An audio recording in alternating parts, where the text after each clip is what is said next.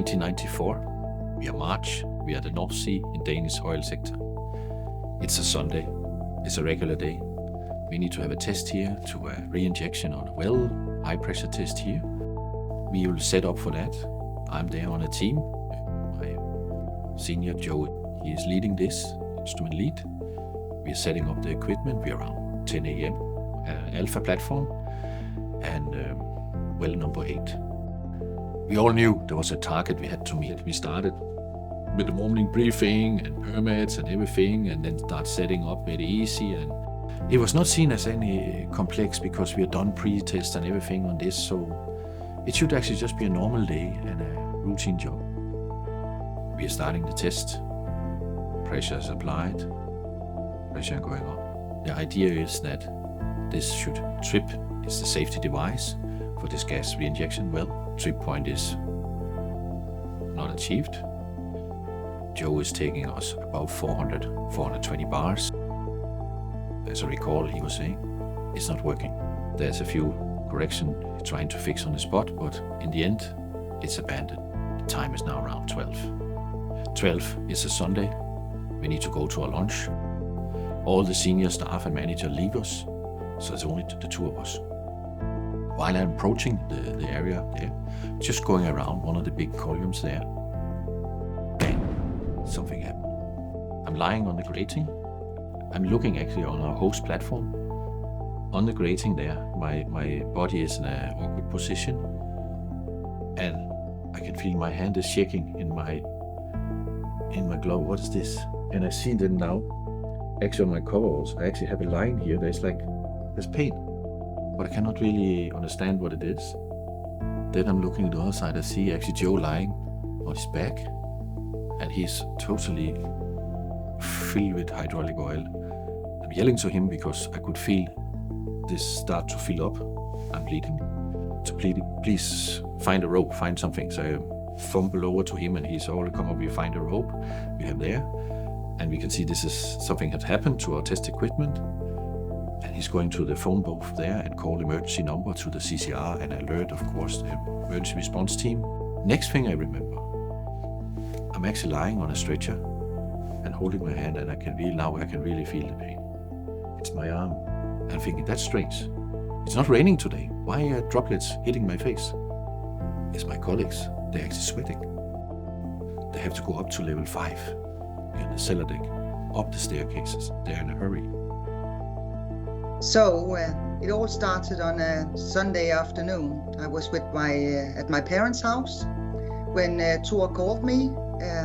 He was offshore, so he called me and told me there's been an accident and that he was injured, pretty bad. So it was quite difficult for me to find out how bad it was. He told me that he would be taken in by the helicopter later that evening, and I could meet him at the hospital. De vidste ikke, hvornår de kunne komme ind med helikopteren. Så jeg ventede jo spændt, men der gik jo rigtig mange timer. Jeg tror, det var 11 timer, der gik, inden han kom til hospitalet. So finally, many hours later, he arrived at the hospital, and we could see that it was quite a damage. It was a hole through his arm. We were choppered in. Was then taken to the theater. So they plastered and put my arm together. The following day also a specialist looked at it and they tried to assess, because the problem was if you have the bone, it's called radius here, there was only like 2 parts left. They tried actually to put some medical equipment, or so to say arrangement here to adjust my arm and put it together. And it took a few months. Lucky enough, it was only 2 weeks actually in the hospital. Og vi så fik at vide, at de kunne behandle ham. Men jeg var meget bekymret og ulykkelig på ham. Og jeg var bekymret for, om han kunne bruge sin arm igen.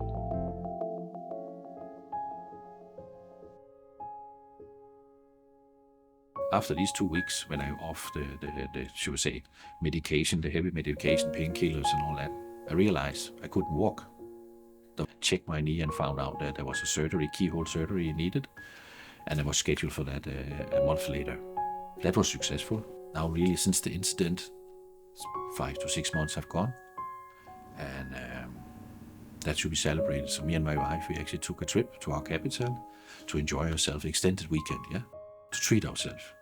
Been through so much pain and so much concern and what will happen with me and all that. We were standing that afternoon, I remember it as it was today, hearing just a nice concert, and as you do, clapping your hands. But after a few minutes, I was feeling extreme pain.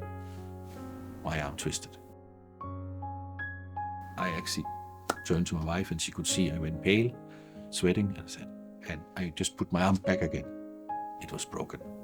Back to the hospital who was treating me, and they, of course, said that was a case for more specialists.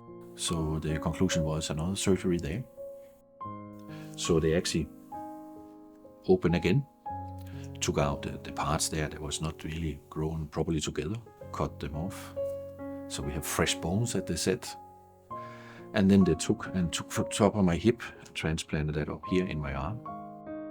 So this is looking very nice today, the arm here. But that time you have to figure out, newly surgery, you can see inside here's metal bar, there's 3 screws on each side, they're popping out.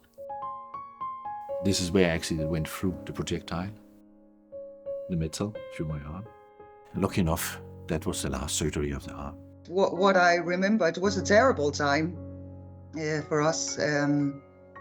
Concerned about the future also. What if he would never be able to work again with that arm? What would happen to us? What should we do? So there were a lot of concerns. In fact, Thor just proposed to me about a month before this happened. And I was totally excited about it, 21 years old. So we had to postpone the wedding. And that was a big thing for me. Again, a young girl with all my wedding princess dreams. For han havde planlagt, at han skulle giftes i juni måned, men det blev så udsat. We've been looking at villas and houses, because we want to settle a family. That was our plan. But that changed a lot. It affected, of course, straight away. The concern was when I had a knee surgery, I had an arm, will it ever be the same? Can I continue my work? You have metal bars out your arm, you have a nurse each day looking after you, you're limping, everything was like paused. Again, I was 21 years old when it happened. Soon we had to, do grown-up things. His salary stopped immediately from the company.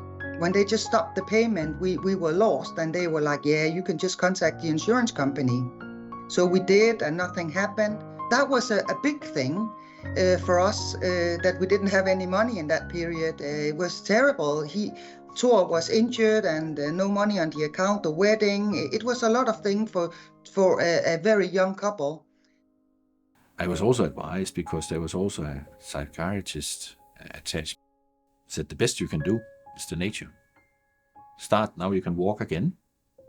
Go in the park, go out in nature and enjoy the sun, hear the birds. You're alive today. This could be much worse. I was lucky. I was lucky so much that I was only hit here in the arm. Had I been a few seconds faster, it would be my stomach, my solar plexus. My good colleague, Joe here, as I said, very senior and so on. And he lost some of his pride. You could say technical pride, because he knew and he regretted so much, and he came and apologized. I said, stop. Don't need to apologize to me. I know you're so professional and you did it under the pressure we had. But he also did not really take his normal role anymore, He ended actually after, was it a year or two, to be, don't get me wrong, but actually he went to be a material clerk. But he was never the same. Joe was never the same afterwards. He had his job, his colleague had other jobs, and I guess when you work in a place like that, or many places, you have got to rely on your colleagues, that they do their job. You cannot control everything that happens. You cannot check what all your colleagues do, and then things like this happen. But it was, of course, an accident that should never have happened.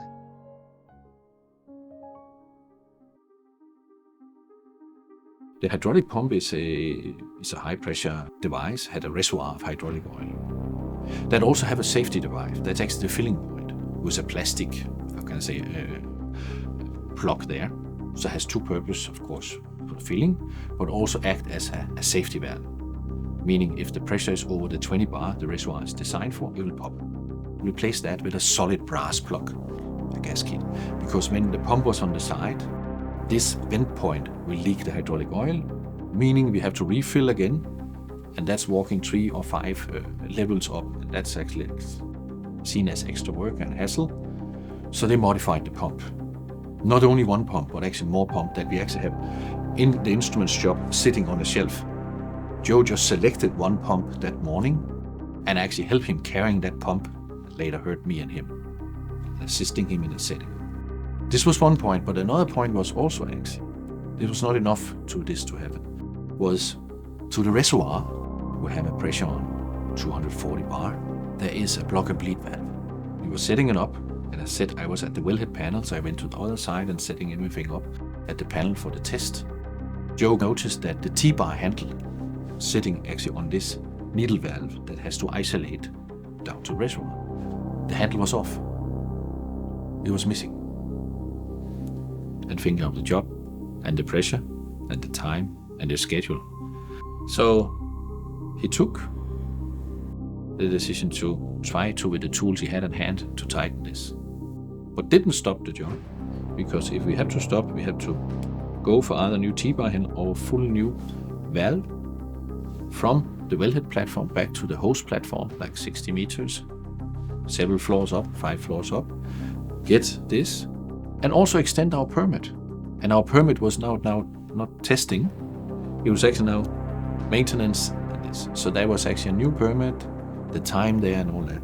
Okay, have to go up to a workshop, get a new, replace. He took his cable cutter. He didn't have really any spanner, so he took his cable cutter.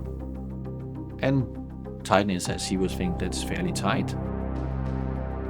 We knew we had attention from the highest management and everybody on the platform also. So I understand how he was thinking, because it was like in the days there that we will do what we are asked to do, of course in a safely manner as we expect we are doing it, but I would say we were not pushing back on anything on this. What he told later and so on was also that he assessed the pressure is there, we go to 400 plus, so there's no issue here. Yeah, we have higher pressure, we are pressing in, we have the trip that we should verify, and that's it. That was another cause, because when the test, as I said, it failed, it was not successful, it didn't trip the system, we were above the 400 bars, he was bleeding down the pressure, and I was coming back to approach him. He remembered the last thing, Joe, on the gate, on the test equipment, 220 bars, and then boom, it happened. It was actually now the pressure from the reservoir was higher than there was in the pump, so gas came back in the little reservoir of this pump. So the weakest point now was not the safety device that was removed, that was not the threaded rod who actually was holding the end flats of this reservoir. So the threaded rod burst. I got the pleasure to get the projectile, we could say that the bolt and a little part, an inch of that threaded rod through my arm. Joe got wire, I think it was, we guess it was actually the firewall, it hit first, the flange, and then it took his stomach, and then we heard it bing, bing, bing. My thought actually when I was lying there and I heard that and I could smell gas, I hope the gas is not ignited now. It was not. Our luck. So even the years after the bolt is actually fitting here, I lost a lot of tissues, but you could actually see that is where it went through and took radius, my bone away. This is the master, the case. In 30 years I kept that. That has all the section here, lawyer, insurance, police case, company letters, surgery reports, assessments. Of course I keep it. It's a big part of it.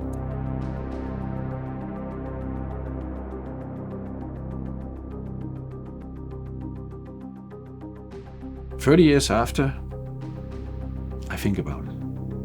And I actually feel it. I feel it daily. I'm not full movement of my hand, but I can live with that, that's no problem. When this happened, the shoulder, everything was dislocated back, and pull it back again. So actually the shoulder, I cannot sleep on that. I can sleep maybe 1 or 2 hours, then I have a pain and something like that. So that wake me up at night. My clear advice would be, simply if you see something wrong, stop, step back, and don't modify equipment that's designed for a reason. If there is something, you have good suggestions, you need to reach out, come with your good ideas. In this case here, there was modification of some high pressure equipment. Don't modify it without this is actually validated by those who actually have designed and engineered this. But again, if some of the equipment, like tools or isolation valves, are broken or not in the state it should be, please stop. It's for your own risk, but also for others. Because in the case here, it was the colleague who was injured. Yeah.